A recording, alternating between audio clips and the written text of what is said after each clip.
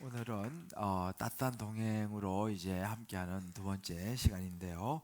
우리 한번 좌우로 보시면서 인사했으면 좋겠습니다. 정말 귀한 분이 오셨네요. 인사합시다. 이렇게 한번 인사했으면 좋겠습니다. 당신은 정말 소중한 분이십니다. 할렐루야. 세상을 살아가다 보면 이런저런 그 일들이 많이 생기죠. 그러다 보면 그 가운데서 우리는 또 이런저런 상처를 또 받게 됩니다. 그런저런 상처가 없으면 좋겠지만 우리 인생이라는 게 그러지는 못하잖아요. 그런데 그런 상처가 이렇게 저렇게 생길 때에 그 상처 앞에서 무너지고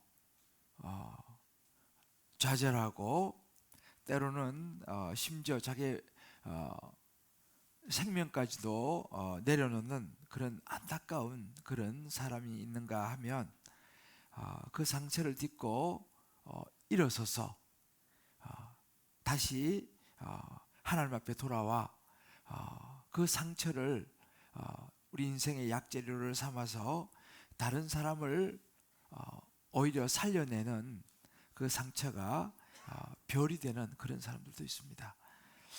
문제는 동일한 상처 앞에서 우리의 중심이 어디 있느냐, 또 우리는 그 상처 앞에서 우리가 어떻게 반응하느냐에 따라 달려 있습니다. 그렇다면 저와 여러분이 살아가면서 이렇게 저렇게 본이든 본이 아니든 상처가 생기고 또 관계 속에서 여러 가지 어려움들이 생길 때에 우리 인생이 오히려 그런 그 힘듦과 상처가 별이 될 수 있는, 오히려 다른 사람을 섬길 수 있는 그런 계기가 되고, 그래서 정말 우리가 행복에 살아가려면 어떻게 해야겠습니까? 저는 오늘 여러분들과 함께 또 이렇게 초대받아서 오신 분들과 함께 짧은 시간이지만 저와 여러분의 삶의 상처가 그야말로 별이 되고, 그래서 정말 행복한 인생을 모두 살아갈 수 있게 되시기를 주님의 이름으로 축복합니다. 행복이라고 하는 단어를 우리 모두 좋아하죠. 행복의 중심에는 우리가 늘 말하는 사랑이라는 것이 있습니다. 사랑, 너무 많이 듣는 이야기죠. 그러나 이 사랑은 중요합니다. 사랑에도 여러 종류의 사랑이 있습니다. 일반적인 사랑이 있죠. 요즘 우리가 살아가는 이 세상 속에서 정말 아름다운 사랑이다라고 묘사되어지는 그런 사랑들이 있습니다. 가끔씩 제가 사랑하면 요즘 떠오르는 것이 타이타닉호가 생각이 납니다. 이 타이타닉호에서 만난 로즈라고 하는 이 아주 부유한 집안의 딸과 잭이라고 하는 아주 천민 출신의 청년이 타이타닉호에서 만나게 되죠. 그 두 사람의 사랑은 신분을 뛰어넘고 모든 장벽을 뛰어넘어 사랑하게 됩니다. 그런데 그 이 두 사람의 이 사랑 너무 아름답게 묘사되는 그런 그 장면 있잖아요. 배 머리 이렇게 탁 서가지고 이렇게 그 장면 한번 띄워볼래요? 네, 대표적인 그런 장면이죠. 얼마나 아름답습니까, 그죠? 이렇게 그 순간 너무 달콤했던 사랑이었지만 그 사랑의 마지막은 결국은 타이타닉호가 침몰하면서 사랑하는 그 여인 로즈를 어떻게라도 살리려고 부유물에 올리고 자기는 그 차가운 물 속에 버티다가 결국은 잭이 이제 죽고 그 부유물 위에 올라갔던 그 로즈는 기적적으로 이제 구조가 되면서 살아나면서 이 사랑의 이야기는 마무리가 됩니다. 사실은 뭐 이런 그 스토리 너무 아름답게 묘사되었고 참 좋습니다만은 전 그런 생각을 해봅니다. 이런 종류의 사랑은요, 사실은 알려지지 않아서 그렇지 우리 주변에 굉장히 많습니다. 목숨까지 던지는 그런 사랑들이죠. 어찌 보면 우리 각자도 그런 사랑을 찾아서 결혼하지 않았을까라는 생각을 해봅니다. 물론 그런 사랑이 없이 결혼한 사람들도 있겠죠. 그런데 저는 그런 생각을 해봤어요. 이 두 사람이 타이타닉호가 침몰하지 않고 계속 여행을 해서 목적지에 도달하면서 두 사람은 끊임없는 아름다운 사랑을 나누고 죽지 않고 무사히 배가 항구에 도착했다면 그들의 사랑은 어떻게 되었을까? 여러분 한번 상상해 보세요. 어떻게 됐겠어요? 정말 그 사랑은 지속되고 해피엔딩으로 끝이 났을까요? 아니면 너무 차이가 나는 신분과 여러 가지 주변의 환경과 주변 사람들의 만류와 등등 넘을 수 없는 신분의 벽으로 인해서 눈물을 흘리면서 그 짧았던 사랑을 뒤로하고 돌아섰을까요? 아니면 극적으로 서로 만나서 잘 살다가 싸우고 이런저런 인생의 과정을 겪으면서도 그렇게 살아갔을까요? 모르겠습니다. 그건 제가 그 주인공으로 살아오지 않았기 때문에. 그러나 분명한 것은 뭐냐면 그 사랑은 영원하지 않다는 것입니다. 그 사랑은 어찌 보면 한 주어진 시간 속에서의 일시적인 사랑이라는 사실이죠. 저는 오늘 여러분들과 또 다른 차원의 사랑을 여러분에게 말씀드리려고 합니다.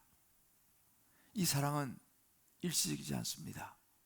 영원한 사랑이죠. 멈출 수 없는 사랑, 영원한 사랑, 바로 하나님의 우리를 향한 사랑입니다. 하나님은 우리를 향한 사랑은 멈출 수 없는 사랑입니다. 우리의 상태가 어떠하든지 아무리 우리가 하나님 앞에 못할 짓을 하고 죄를 짓고 심지어 배신을 하고 우리를 그 하나님을 죽음으로 내몰았다 하더라도 멈추지 않는 사랑, 이것이 하나님의 사랑입니다. 사람의 사랑과는 다른 것이죠. 우리의 사랑은 give and take입니다. just give는 많지 않습니다. 주고 받는 거죠. 물론 주기만 하는 사랑도 있죠. 부모가 자녀를 향한 사랑은 그저 주기만 하는 사랑. 때로는 부모를 향한 자식의 사랑도 그렇습니다. 때로 연인의 사랑도 그렇죠. 그러나 여러분, 우리의 사랑은 어느 순간인가 멈춘다는 사실입니다. 우리의 사랑은 씻기도 하고 변하기도 하고 돌아서기도 하고 여기까지도 하고 선을 긋기도 하고. 그러나 여러분, 하나님의 사랑은 다릅니다. 하나님께서 저와 여러분 한 분 한 분을 향한 사랑은 중단될 수 없는 사랑입니다. 그래서 오늘 성경에 보면 예레미야 31장 3절에 이렇게 말합니다. 옛적에 여호와께서 나에게 나타나사 내가 영원한 사랑으로 너를 사랑하였기에 인자함으로 너를 이끌었다 하였노라 라고 말합니다. 여기서 인자함이라는 말은 조금 우리 한국말로 어려운데 한결같은 사랑을 이야기합니다. 이것을 영어로 보면 좀 더 쉽습니다.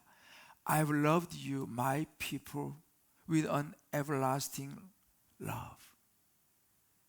With unfailing love, I've drawn you to myself. 나의 사람들, 우리를 향한 하나님의 사랑은요, an everlasting 사랑이라고 했습니다. 영원한 사랑이라는 것이죠. 영원한 사랑. With unfailing love. 실패하지 않는 사랑, 멈추지 않는 사랑, 한결같은 사랑이다라고 성경은 우리에게 하나님이 우리를 향한 사랑을 말씀하십니다.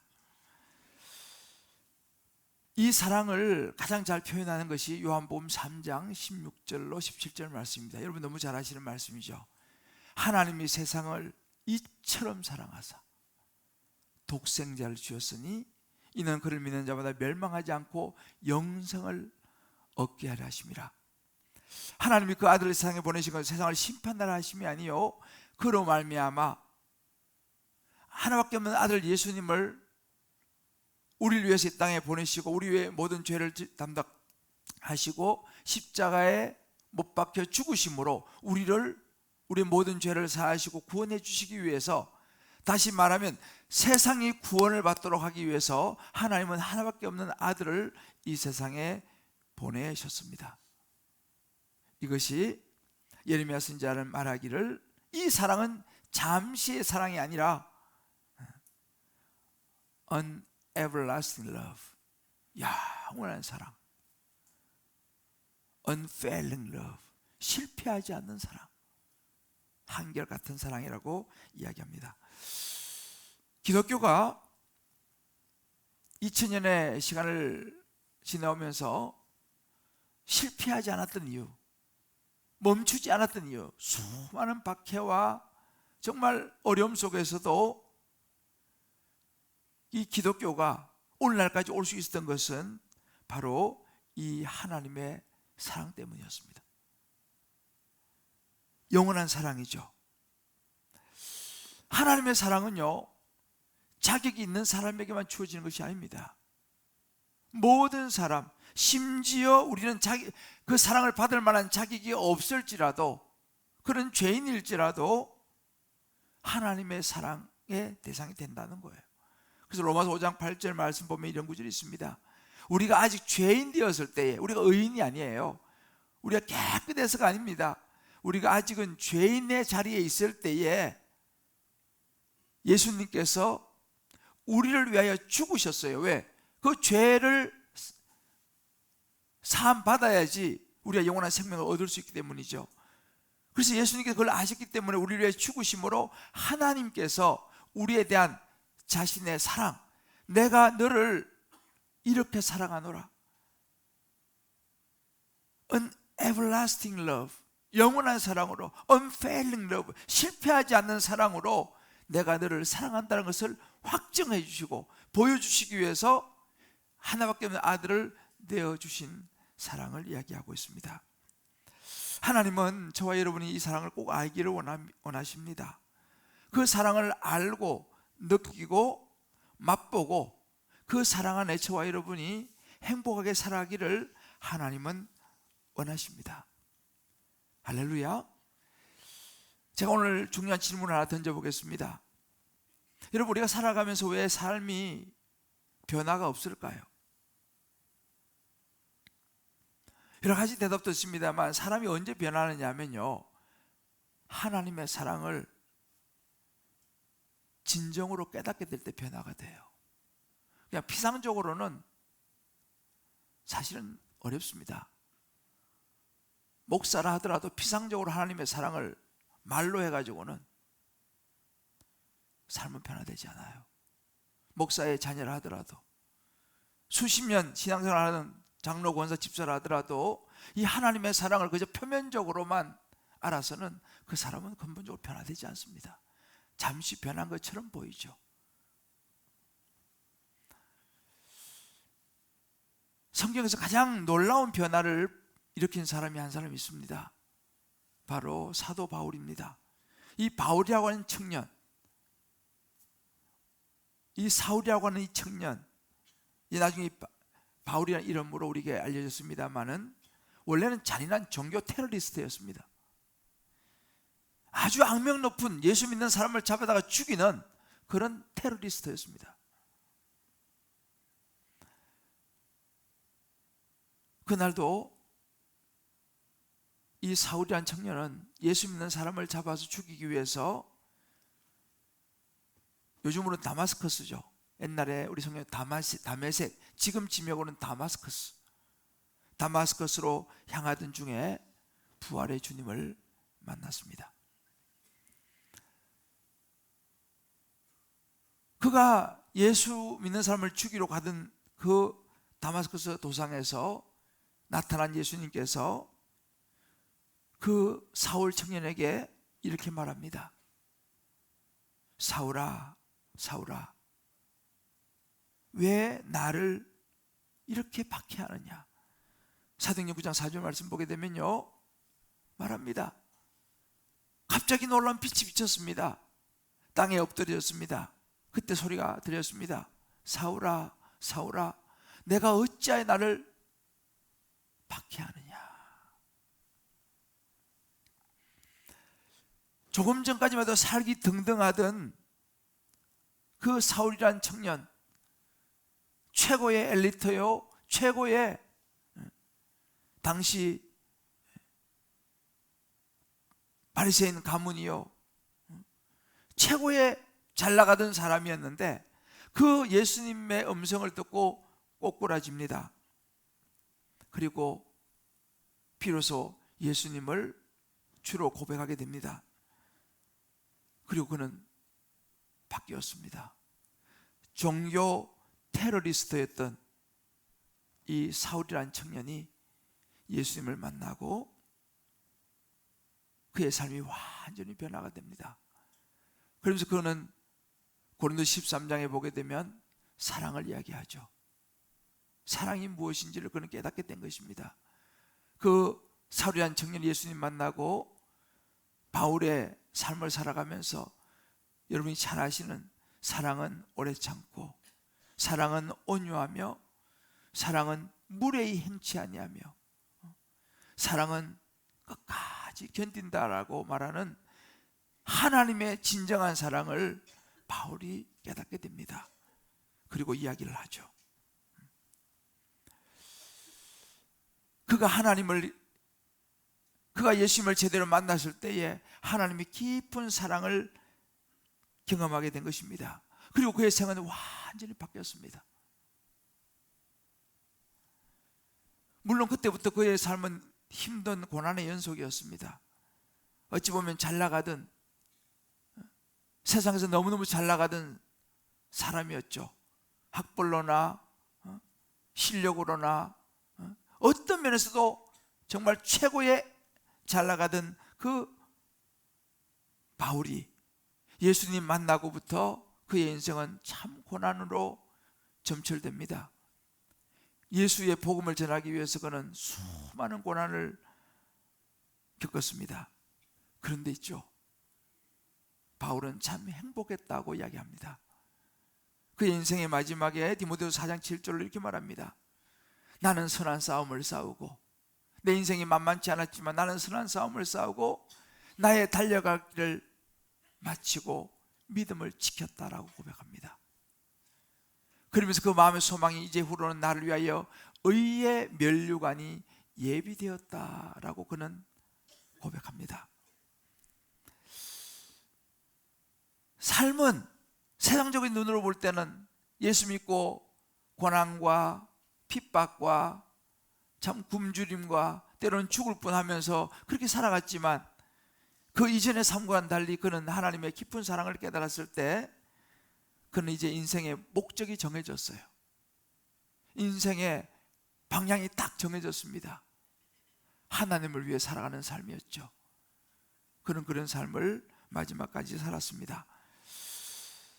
그 전에 그가 가지고 있던 돈과 명예와 권력과 세상의 모든 것들이 그에게 행복을 주지는 못했어요. 여러분, 누가 정말 행복하다고 말할 수 있겠습니까? 여러분, 세상에 돈을 많이 가지면 행복할 것 같습니까? 좋은 집에 살면 행복할 것 같습니까?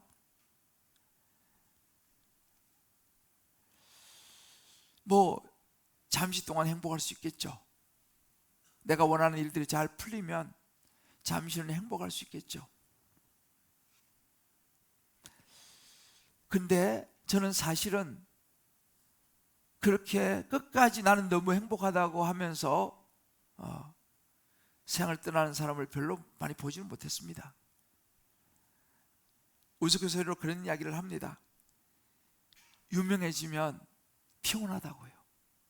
피곤하다고요.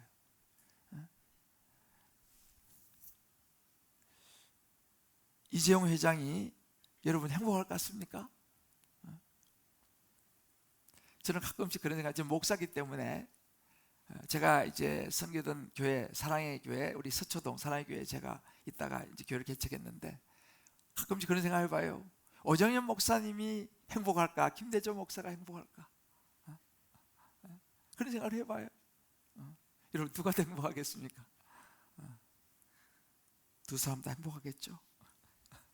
근데 저는 어찌 보면 제가 좀 더 행복하지 않을까 하는 생각을 해봐요. 여러분 세상의 최고의 갑부가 우리에게 행복을 줄 수 있겠습니까? 저는 그런 생각합니다. 그렇지 않습니다. 정말 행복할 수 있는 사람은 예수를 만난 사람이라고 저는 믿습니다. 그 예수를 마음에 모시고 현재 내 삶은 어찌 보면 힘들지 모르지만 영원한 하나님의 사랑을 느끼며 살아가는 사람, everlasting love, 하나님으로부터 변함없는 사랑을 받는 사람, 그 사람 아니겠습니까? 변하는 사랑이 아니라 변하지 않는 사람, 어떤 상황 속에서도 나를 사랑해주는 그 사랑을 받는 사람 아니겠습니까? 요 며칠 전에 여러분도 보셨겠습니다. 서세원, 코미디언으로 유명했던 서세원 씨 67세의 나이로 갑자기 세상을 떠났습니다. 아마 여러분 다 기사를 보셨을 거예요. 물론 이분이 목사 한 수도 받았다고 이야기를 듣기는 합니다만 잘 모르겠습니다. 아무튼 그 아내와 이혼을 하고 그 아내도 원치 않게 그냥 하여튼 결혼을 하게 됐다고 이야기하더라고요. 그 서정희 씨와 그렇게 살다가 이혼을 하고 23살 어린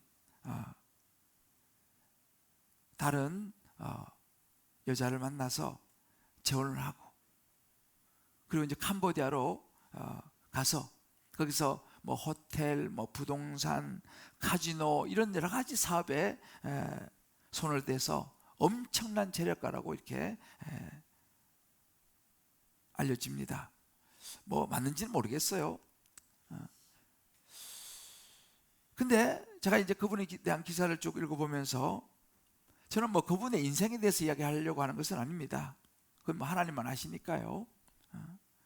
근데 제가 본 최근의 기사 중에 하나가 이분이 60세 아이를 낳았습니다.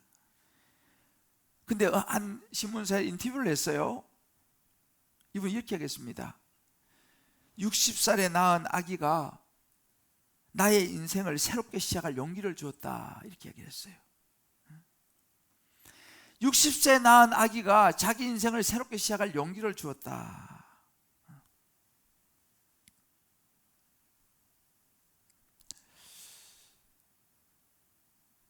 그분의 인생을 저는 잘 알지는 못하지만 어떻게 목사 안수를 받고 어떻게 살았는지 나는 그건 모르겠습니다만은 중요한 것은 그의 인생에 가장 행복을 준 것이 60세에 낳은 그 아이라는 것이 참 저는 서글펐습니다.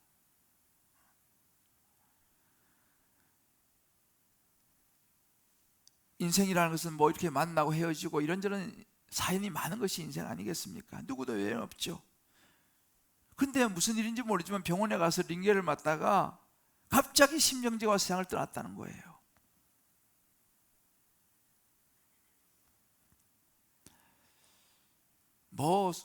소문에 의하면 재산이 3조니 수백억이니 등등의 이야기 나옵니다만 전 잘 모르겠습니다. 저는 그런 생각이 들었습니다. 그래, 이것이 인생이지. 내일 일을 모르는 것이 인생이고 1시간 후의 일을 모르는 것이 인생이지. 여러분 이번 최근에 또 우리 가수 현미 씨 여러분 잘 알죠? 나이 드신 분들 좀 잘 알겠지만 그 5분 전까지만 해도 통화하고 같이 밥 먹고 나는 100세를 누릴 거야 라고 했는데 5분 전까지만 통화를 했어요. 그날 저녁도 어디 가서 공연하고 와가지고 갑자기 세상을 떠났습니다. 이것이 인생입니다. 다 나름대로 행복하고 의미 있는 인생을 살았다고 말할 수 있겠습니다만은 분명한 것은 뭐냐? 어느 순간에 우리는 바람 앞에 꺼지는 촛불과 같이 꺼지는 날이 온다는 사실입니다. 저와 여러분에게 그런 날이 안 올까요? 어떻게 생각합니까? 영원히 살 것 같습니까? 여러분의 그 사랑이 영원할 것 같습니까? 여러분 죽음에 대해 생각해 본 적이 있습니까? 죽음을 경험해 본 적이 있습니까? 저는 있습니다. 아, 내가 죽을 수도 있겠구나라고 생각했던 시간이 있었습니다. 이렇게 내 인생이 끝날 수도 있겠구나라고 생각한 시간이었습니다. 제가 좀 분목사 시절에 좀 많이 무리를 했습니다. 그러다가 병원에 아무튼 실려가게 됐습니다. 급성 담낭염이라고 하더라고요. 그리고 황달이, 저는 황달이 뭔지도 모르죠. 황달이 왔습니다. 생명이 위험할 수도 있다. 결국은 이제 분당 차병원에서 아산병원으로 제가 이렇게 옮겨졌습니다. 그곳에서 이런저런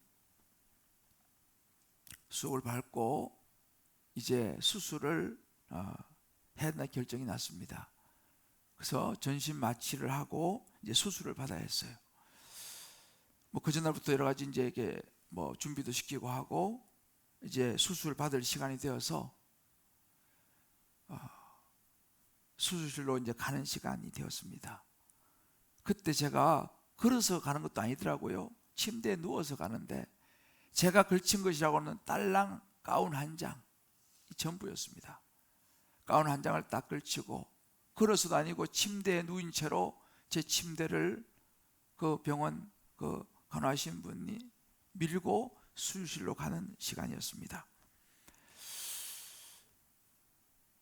복도를 지나서 수술실 어딘지 하여튼 들어가는데 거기 있는 간호사분이 이렇게 얘기했습니다. 이제 보호자분은 여기 계세요. 여기서부터 들어갈 수 없습니다. 그때 그 순간 마음이 좀 이상했습니다. 그 짧은 시간이었는데 아내도 더 이상 그 선을 넘을 수가 없어요. 그 방을 들어올 수가 없습니다. 그때 제가 어떤 생각이 들었냐면 철저히 나 혼자라는 생각을 했습니다. 목사고 뭐고 이건 아무 의미가 없었습니다. 사랑하는 아내도 자녀도 그 순간 함께 할 수가 없었어요. 그 짧은 시간에 제게 딱 스친 생각이 뭐냐면 이 생각이 있었습니다.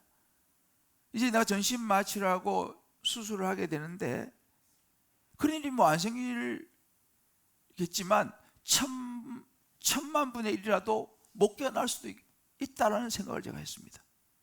물론 깨어나겠지만 깨어난다는 보장은 없잖아요. 못 깨어난 사람도 있을 것이고. 그런 생각을 딱 스치면서 이것이 내 인생의 마지막이 될 수도 있겠구나라는 생각을 했습니다. 그리고 내가 만약 깨어나지 못한다면 나는 어떻게 될까? 말씀드리면 그 순간에는 목사고 뭐고 아무런 소용이 없습니다. 아무것도 가진 것도 없습니다. 그때 하나님 앞에 제가 처음으로 제 인생에 단독자로 섰습니다. 모든 타이틀과 모든 건 아무 필요가 없습니다. 하나님 앞에 딱 서게 됐습니다. 내가 여기 들어가서 눈을 뜨지 못한다면 난 인생의 마지막인데 어떻게 될까? 그 질문을 제 스스로가 그 짧은 시간 던져보게 되었습니다. 순간 죽음에 대한 생각이 밀려오더라고요. 그 순간 제 안에서 던져진 질문과 마음이 있었습니다.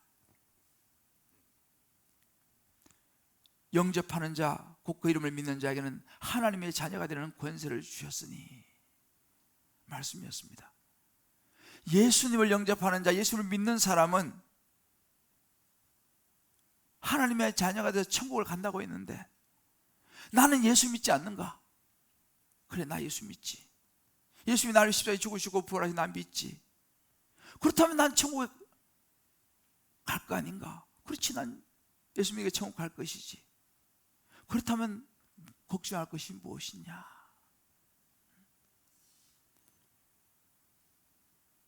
그래, 맞아. 나는 오늘 이 시간 이후에 다시 세상에 눈을 뜨지 못한다 하더라도 나는 천국에서 눈을 뜰 수 있지 라는 생각을 그 짧은 순간에 했습니다. 그래서 제가 확인을 했어요. 아, 나 예수 믿는 거 맞구나. 전 처음으로, 제가 벌써 목사가 돼서 오랜 시간을 살아왔지만 제가 예수를 믿고 있다는 사실을 그때 확실하게 확인을 할 수 있었습니다. 하나님 앞에서. 아, 나 예수 믿는 거 맞구나.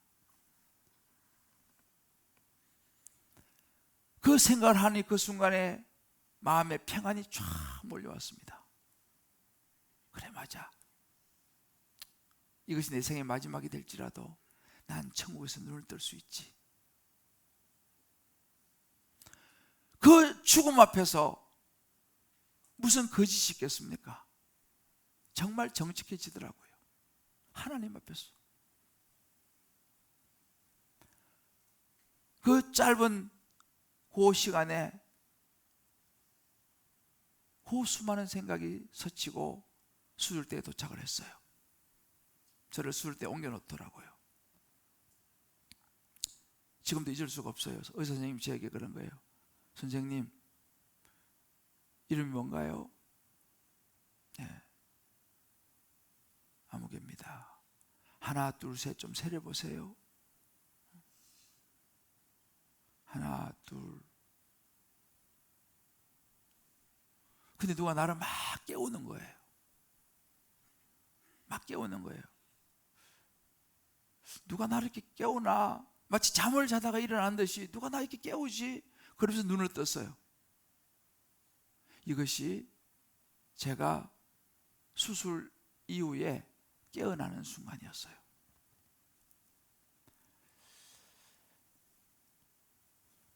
벌써 수많은 시간이 흘렀습니다.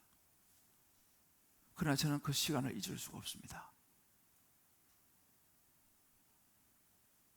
저는 아산병원을 지나갈 때마다 그 생각이 나요. 지금도 눈에 선하죠. 저는 예수님의 부활을 믿습니다. 그때 그 잠에서 내가 깨어나듯이 이 땅에 살다가 떠나게 되면 저는 천국에서 눈을 뜰 것을 확신합니다. 이것이 부활입니다. 하나님은 저에게 그 경험을 통해서 부활이 무엇인지를 어렴풋하게나마 알게 해주셨고, 내가 살아가는 인생의 목적이 무엇인지를, 내가 왜 살아야 하며 무엇을 위해 살아야 하며를 가르쳐 주셨습니다. 그래서 저는 오늘도 그 복음을 여러분에게 전하는 거예요. 이론이 아닙니다. 저는 제가 경험한 그 부활, 제가 만났던 그 예수님을 오늘 이 자리에 오신 여러분들도 한 분도 빠짐없이 다 만나시고 정말 진정한 삶의 평안을 누리시는 여러분 되시기를, 영원한 생명을 얻으시는 여러분 되시기를 주님의 이름으로 축복합니다. 그 하나님의 사랑이, 행복이 깨달아지기를 소원하고요. 요한복음 3장 16절의 사랑입니다. 하나님이 세상을 이처럼 사랑하사 독생자를 주었으니. 여러분, 세상에는 별의별 인생이 많습니다. 이런 인생, 저런 인생이 많습니다. 저는 지난주에 두 사람을 만났습니다. 두 분 다 나이가 제법 많이 드신 분입니다. 한 분은 77세, 한 분은 76세, 한 분은 85세.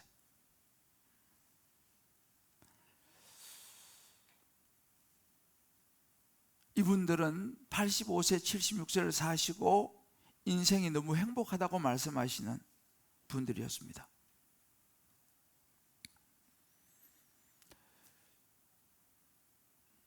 한 분은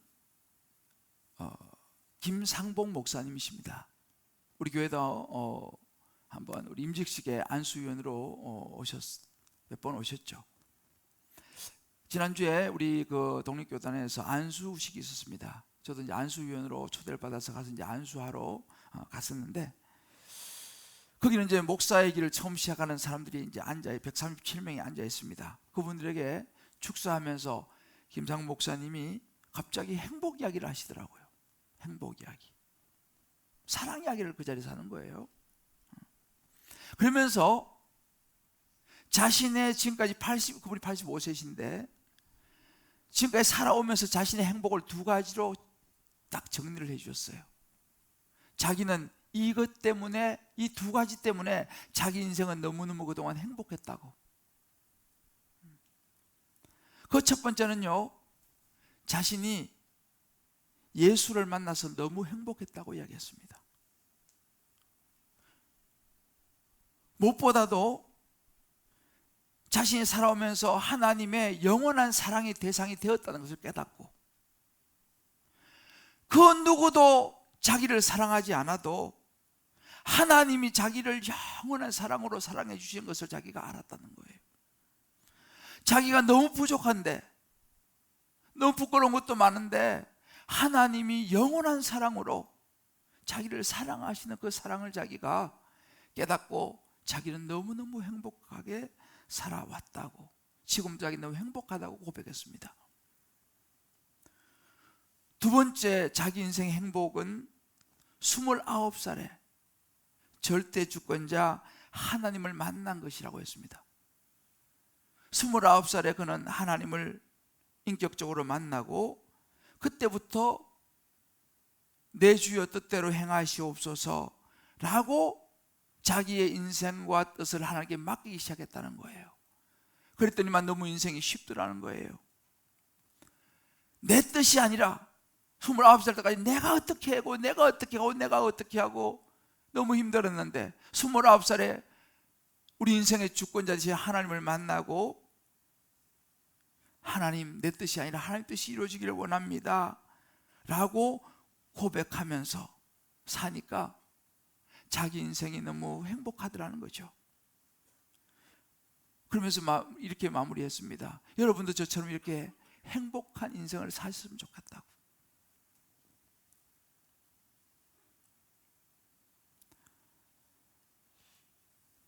저는 지난주에 또 한 목사님, 우리 교회 방문한 목사님을 만났습니다. 여러분도 만났죠. 파란만장한 인생을 살아왔지만 그는 25살에 예수를 만나고 그의 그 많은 상처가 별이 되는 간증을 들었습니다. 사랑하는 성도 여러분, 저는 오늘 이 사랑을 여러분들과 나누고 싶습니다. 그리고 그 하나님의 사랑을 여러분들이 느끼기를 원해요. 저는요, 최근에 이 찬양을 오랜만에 듣게 되었습니다. 너는 아느냐라는 찬양입니다. 제가 이 말씀을 계속 묵상하던 중에 하나님께서 제게 들려주신 찬양입니다. 너는 아느냐. 한번 여러분들 이 찬양을 여러분들과 나누고 싶습니다. 너는 아느냐. 이 가사를 들으시면서, 이 가사는 송명희 시인이 쓴 가사입니다. 뇌성마비로 힘겹게 살지만 그가 만난 하나님을 이야기한 그가 쓴 가사입니다. 한번 이 찬양을 들어보시고 우리 같이 기도하겠습니다.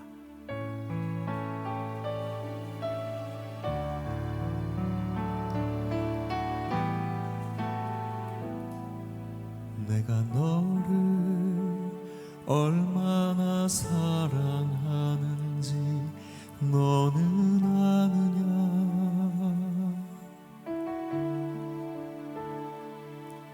내가 너를 얼마나 좋아하는지 너는 아느냐.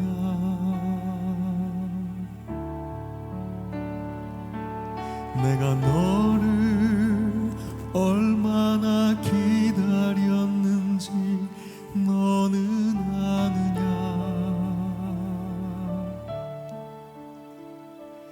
너는 아느냐.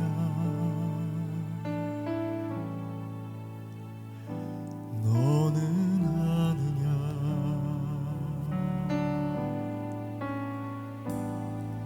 내가 너를 얼마나 사랑하는지 너는 아느냐.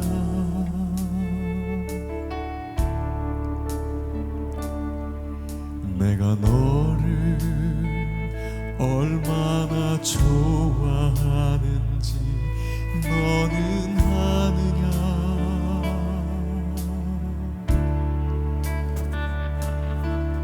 내가 너를 얼마나 기다렸는지 너는 아느냐.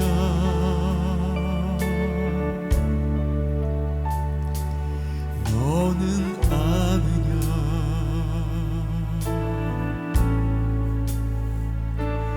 너는 아느냐.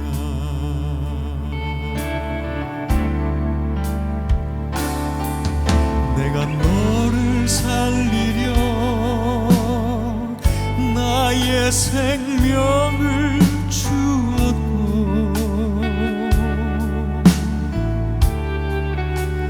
내가 너의 수치를 씻으려 나의 생명을 준 것을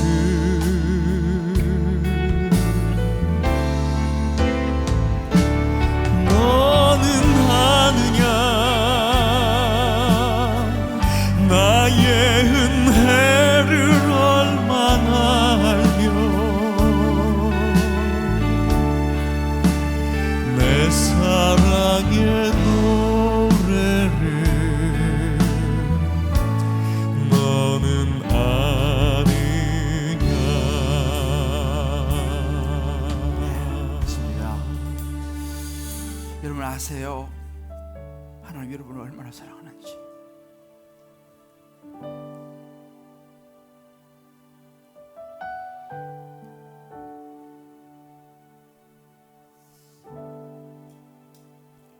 여러분 아세요?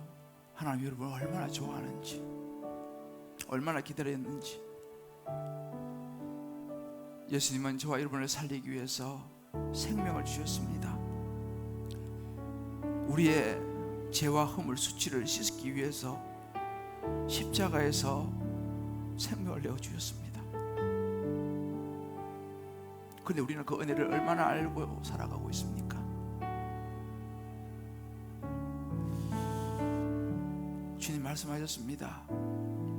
영접하는 자, 그 이름을 믿는 자에게는 하나님의 자녀가 되는 권세를 주겠다. 누구든지 내 음성을 듣고 문을 열면 내가 그에게로 들어가 그로 더불어 먹고 그는 나로 더불어 먹으리라 하셨습니다. 이 시간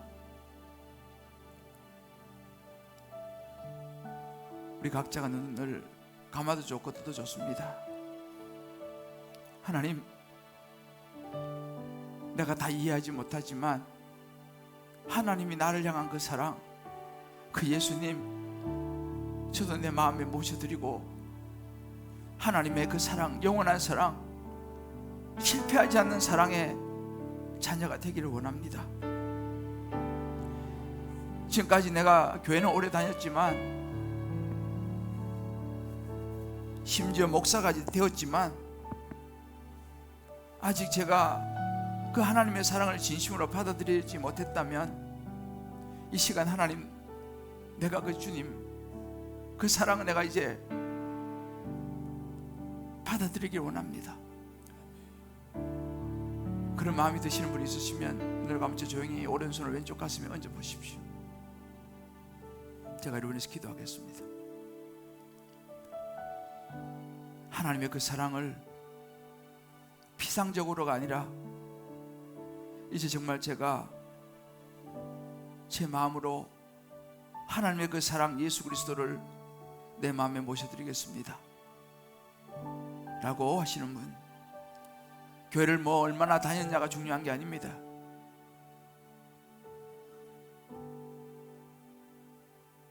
고맙습니다. 이제 가슴에 손 얹은 분들, 그리고 나는 이미 그 예수님을 내가 마음에 받아들였습니다. 그렇지만 이 시간 다시 한번 내가 그 하나님의 사랑을 내 마음에 다시 한번 확인하기를 원합니다 하시는 분도 손 얹어도 좋습니다.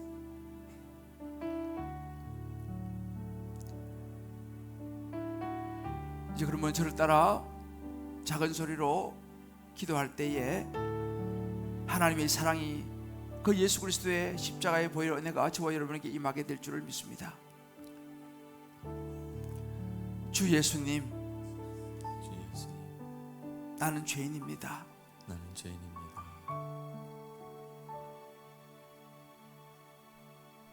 그동안 하나님의 사랑을 모르고 살았습니다.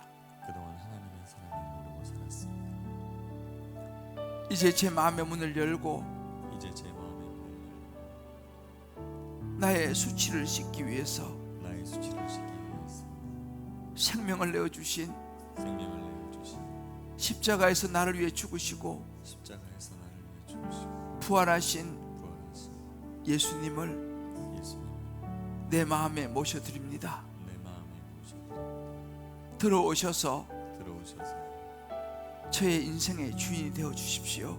저의 인생의 주인이 되어 주십시오. 제 인생의 목적이 분명해지게 도와주옵소서. 제 인생의 목적이 분명해지게 도와주시옵소서. 영접하는 자, 영접하는 자, 그 이름을 믿는 사람에게 그 이름을 믿는 사람, 하나님의 자녀가 되게 하시겠다고 하나님의 자녀가 되게 하신 약속을 믿습니다. 하신 약속을 믿습니다. 이제 그 예수님 이제 그 예수 내 마음에 들어오신 감사합니다. 내 마음에 들어오신 감사합니다. 평생 예수님 마음에 모시고 평생 예수님 마음에 모시고 하나님의 사랑 안에서 하나님의 사랑 안에서 살아가겠습니다. 살아가겠습니다. 예수님의 이름으로 기도합니다. 예수님의 이름으로 기도합니다. 아멘. 아멘. 하나님, 그렇습니다. 이제 그 하나님의 사랑을 우리 마음에 받아들이고 하나님의 자녀가 된 것을 인하여 주님께 감사를 드립니다. 이 사랑 마음에 꼭 간직하고 세상을 살게 도와주시고 이제는 우리 인생의 목적을 분명하게 정하고 누가 뭐래도 우리를 향한 변함없이 영원한 하나님의 그 사랑 붙들고 다시 일어서게 하여 주시옵소서.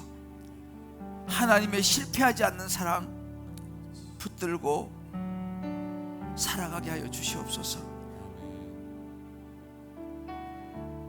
하나님의 자녀 삼아 주시면 감사하며 예수님의 이름으로 기도합니다. 아멘.